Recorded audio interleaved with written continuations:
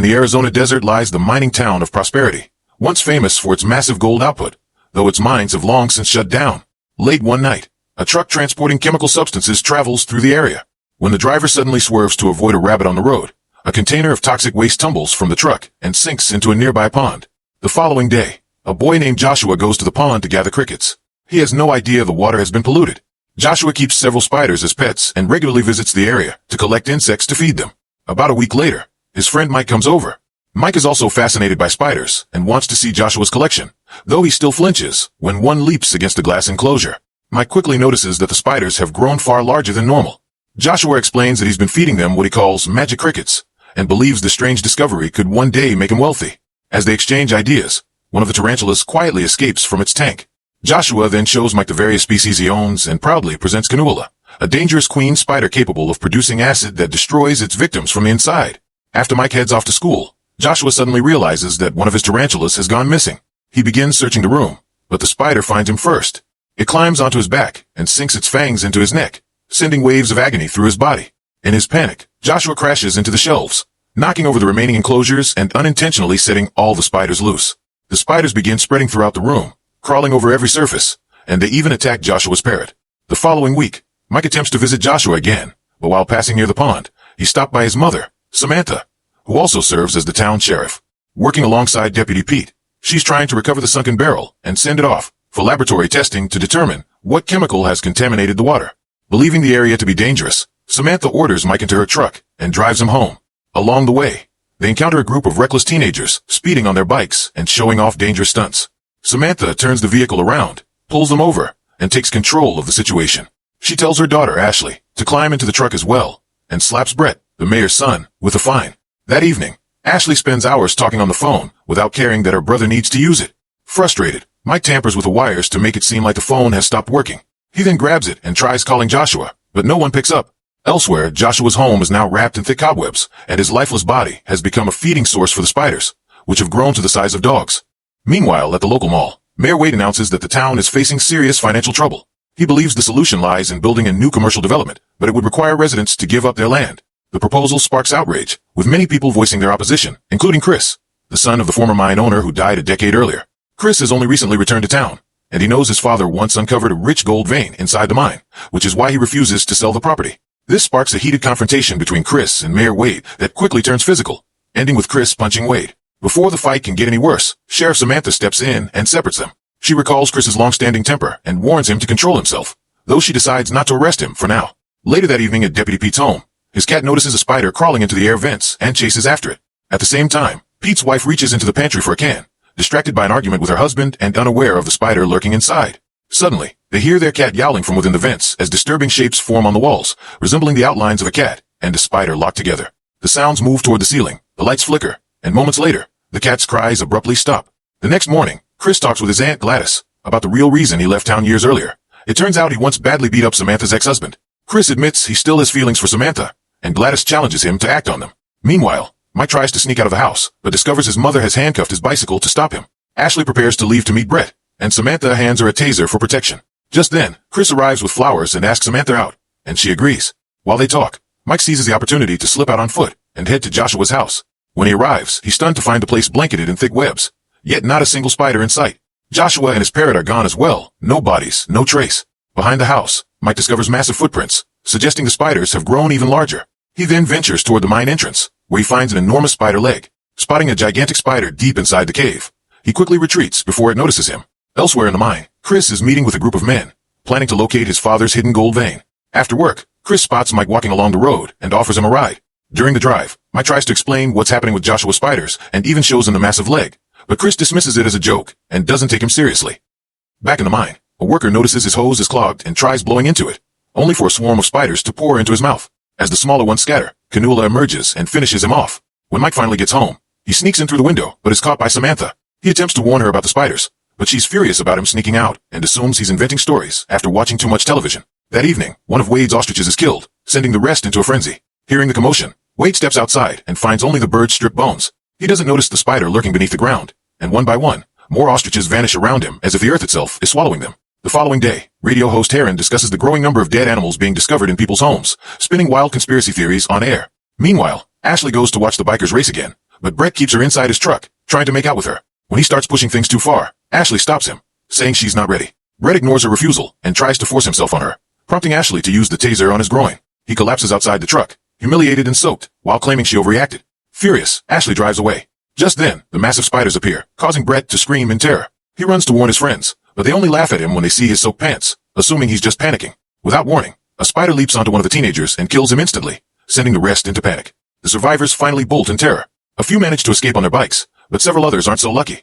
The spiders catch them and devour them on the spot. Some of the creatures even pursue the fleeing riders, forcing crashes, so they can feast on the fallen victims. Brett accelerates and launches off a large jump, managing to kick one of the spiders away midair before racing across the road. When another spider attempts to follow, it's smashed flat by an oncoming truck. The remaining spiders swarm the vehicle, distracting the driver until he crashes into a row of light poles. The impact triggers a small explosion that wipes out several of the monsters. The crash also knocks down the town's phone lines. Convinced he's finally stopped the threat, Brett slows down, only to see even more spiders approaching. He speeds off again and accidentally rides straight into the mine, slamming into the wooden supports at the entrance. The structure collapses, sealing the opening completely. As the spiders begin digging their way in, Brett moves deeper inside, searching desperately for another way out. Elsewhere, Gladys's dog hears strange noises coming from the basement and goes to investigate. The animal discovers a hole in the wall and starts barking, but a massive spider suddenly bursts out and drags it away. When Gladys realizes her dog is missing, she searches the house and finds its collar lying near the hole. She follows it inside and soon discovers that her home is directly connected to the old mines. Before she can react, the spiders emerge and trap her in thick webs, capturing her as well. Not long after, Chris hears unsettling sounds and heads to the basement, where he finds the hole and a giant spider leg. At that moment, he understands that Mike was telling the truth all along. The next morning, Chris brings the spider leg to Mike, who explains that this species doesn't kill its victims immediately, meaning Gladys could still be alive. Meanwhile, in another room, Ashley angrily tears up a photo of herself and Brett when a spider suddenly crawls in through the window and slams her against the wall. Her screams alert Mike, Chris, and Samantha, who rush upstairs to find the creature wrapping Ashley in sticky webs. Chris attacks the spider with whatever he can grab, but it fires more webbing and pins him to the wall as well. Just in time, Samantha retrieves a hidden weapon and shoots the spider, killing it. Afterward, she contacts Pete over the police radio and orders him to bring every weapon he can to her house. Deep inside the mines, Brett continues searching for an exit when he stumbles upon the body of the dead miner. Close by, several people are suspended inside thick web cocoons, some of them still barely alive. Brett watches in terror as Canula feeds on the twitching victims before quickly fleeing the scene. Back in town, a barber is locking up his shop when he suddenly witnesses two massive spiders leap onto a friend and begin wrapping him tightly in webbing. At the police station, Pete gathers every weapon he can find and heads out in his car, unaware that multiple spiders are trailing him. When he reaches Samantha's house, he hears movement on the roof of the vehicle and fires upward, causing a splash of green slime to spill onto his face. At that moment, the others rush outside. Samantha shoots the spider, clearing the way for everyone to jump into the car. Another spider lunges toward them, but Chris takes it down before they speed off. As the patrol car drives through town, countless spiders spot it and give chase.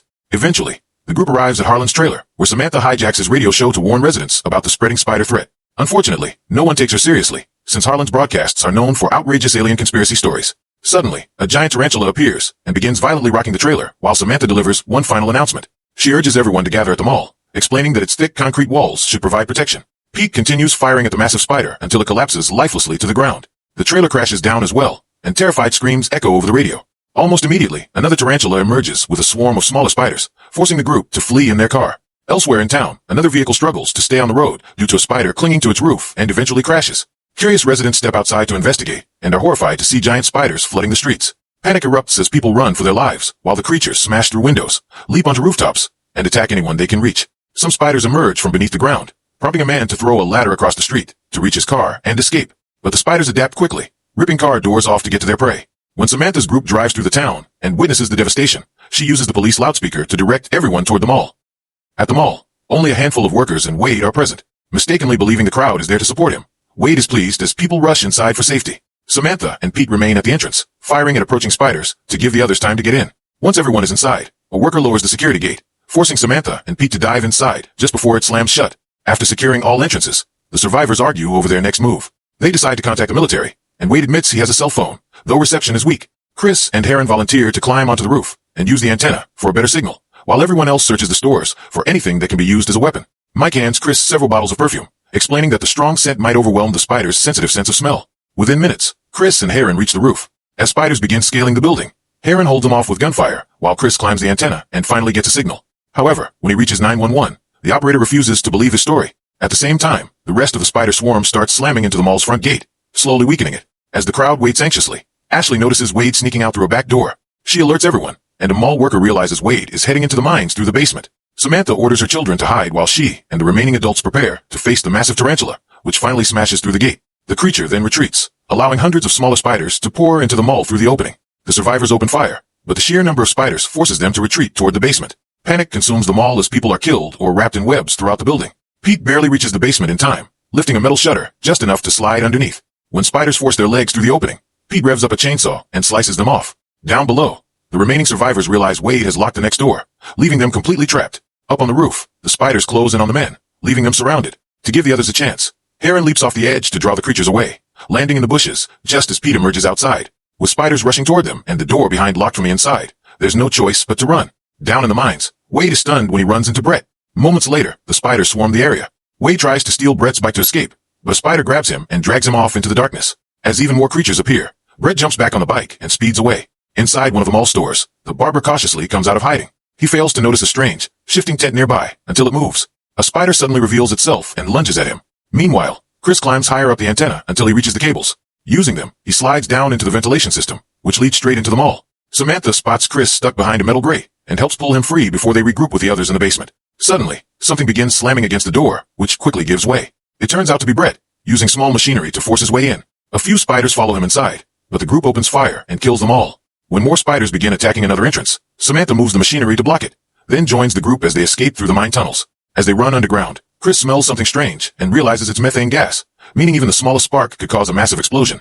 A mall worker takes a wrong turn and is immediately seized by a spider, which drags him off toward the nest. Another spider attacks the group, but they use a crossbow to kill it safely, avoiding sparks. Continuing onward, they discover the spider nest, where captives are stored in web cocoons as food for the queen. Suddenly, something drops from the ceiling, startling everyone, but it's only Wade, wrapped in webs. After freeing him, Chris asks Samantha to lead the others to safety while he stays behind to search for Gladys. Before separating, Chris tries to confess his feelings. Samantha explains she already knew, revealing that Chris attacked her husband because he cheated on her, something Chris's father told her before his death. She ends their farewell with a brief kiss. Back in the basement, the massive tarantula smashes through the door and charges after the group, with more spiders following close behind. Meanwhile, Chris searches through the mine and finally finds Gladys alive. As she looks up, she notices the gold vein directly behind Chris. Just then, Canula appears. Chris can't shoot her without risking an explosion, so instead he throws perfume into her face. Disoriented and enraged, Canula thrashes around, giving Chris and Gladys just enough time to jump onto Brett's bike and escape. On the way out, Chris secretly places a matchbox inside a lamp. As Canula gives chase, the others escape the mine and reach the generator. With no fuel available, Ashley uses her taser to power it up. One by one, the mine's lights turn on, sparking the hidden matches and triggering a massive explosion that tears through the tunnels. Chris and Gladys race out just in time, while all the spiders, including Canula, are consumed by fire. The blast wipes out the entire infestation. Wade complains bitterly that the mines are now worthless and can't be sold. Moments later, police cars, ambulances, and fire trucks flood the area, arriving with Heron and Pete. It's revealed that the responders were fans of Harlan's radio show, which is why they took the warning seriously. When asked about other survivors, Chris explains that Gladys was the only person still alive among the cocoons. A few days later, Heron shows off his brand new gold teeth, courtesy of Chris working the legendary gold vein. Make sure to subscribe and turn on notifications to catch more videos like this. Thanks for watching.